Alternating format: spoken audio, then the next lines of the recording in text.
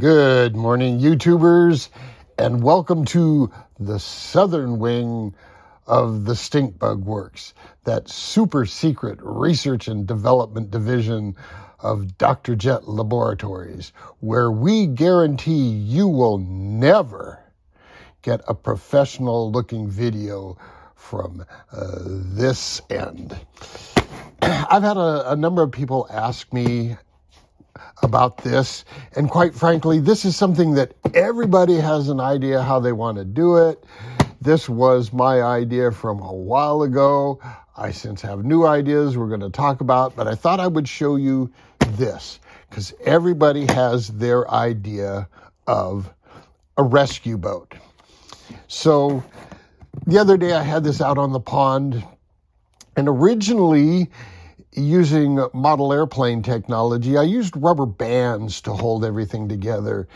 And quite frankly, that turned out to be problematic because the rubber bands were always getting old and rotty, and I had to get new rubber bands and keeping them here and that and that and that. So anyway, it was just inconvenient. And the thing, if pushed, rubber band pop off and the thing would come apart. So I did a few little modifications to it just the other day to make it a little more convenient. So here is my rescue boat. It's been accused of being the world's only radio-controlled leaf rake, but I prefer to refer to it as merely a farm implement. So here's my rescue boat, so I thought I'd go over it.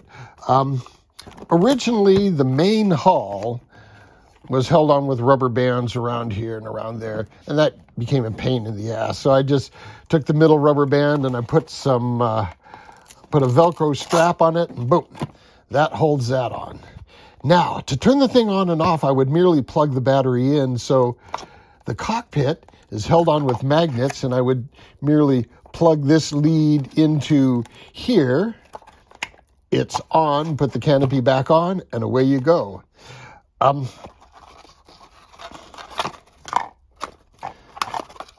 Now the top's held on with this. I set it up so I could use any old battery I have. Generally, if I get a battery that puffs a little bit, but it'll still take a charge, I'll run it on this because this is a real low amperage setup. Now, originally I had this deck just taped down, but that became a pain in the ass. So I put these little carbon fiber pins in here, and I hot glued. So let's see how I can move this without messing it up. It should move off to the side here. But anyway, I hot glued on some carbon fiber tubes so the pins just hold it on. And then in here, take a look at this. So I've got an old car ESC, brushed ESC. I'm running a Speed 400 motor on one of these in-runner gear drives. And I think Hobby Lobby sold them. Anyway, and then I put a piece of plastic over. There's a U-joint here just so it doesn't sling crap up on the receiver. And I'm using an old Gropner steerable outdrive, and my thinking on that was, having a variable angle of thrust is going to help turn, because we're going to get into that in a minute. So I put ball bearings in here just because it's easier to, keep them maintained. And since this thing is a real low RPM, I've got a pretty good sized, really flat pitch. It's probably a 0.5 pitch, three-bladed prop. I put some EPP foam on it just to, give it some protection against everything. Now, let's take a look at why did I shape that like that? And here's the deal with that line of thinking. Because, and you're going to see, because these little rakes that pick up the stranded boat, oftentimes with a rescue boat, if you try to push another boat in with a V-hull or a cat or anything with a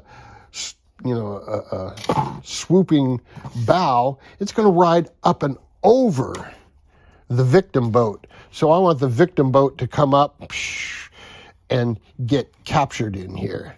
So that was the thinking for that. And then, of course, I had the lawn rakes, and these provide a lot of steering stability. That's partly what I wanted, so that this end of the boat wants to go straight and this end will move it around. But that's not always the case.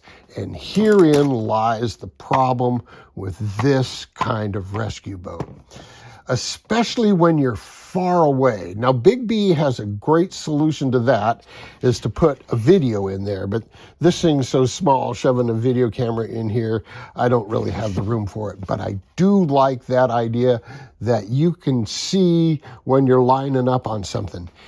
If you get the alignment crooked, and I'll give a link to one of my videos of using this thing, if you pick up your victim at an angle, this doesn't provide enough steering to compensate, and the whole rescue mission will wind up going into a circle until you back up and reconnect with your victim.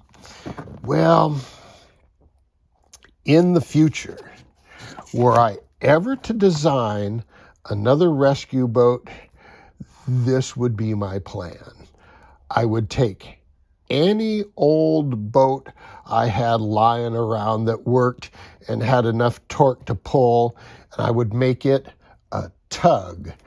And then behind that tug, I would have a large leaf rake, and it would be 3 or 4 feet behind the tug, and a big floating leaf rake, sort of like just this, but it would be pulled by the rescue boat. So it would be essentially a trailer that you could just hook onto it. So it'd be 2 pieces, your boat and your trailer. And the trailer would be this leaf rake. And so you'd have your victim here, you'd pull up alongside of it, turn, go into him, pick him up, because remember, this is a long ways away. So you could turn, go into him, pick him up. And then no matter how this guy is hung up on here, you can always pull straight ahead, you know? So what if the trailer's crooked? This will lead the way. So were I ever to do another rescue boat, that would be my plan, is to use a tractor and a garden rake. This works, but like you can see in the video, sometimes when it's far away and it's hard to see, if you don't get your alignment right, a pusher isn't the best bet. So there you go, my little pusher rescue boat. I like being able to put it in a case for storage and transport. You know, I can throw them around, bang them around, and nothing ever happens to them that way. So there you go, boys and girls. Until next time, jet out.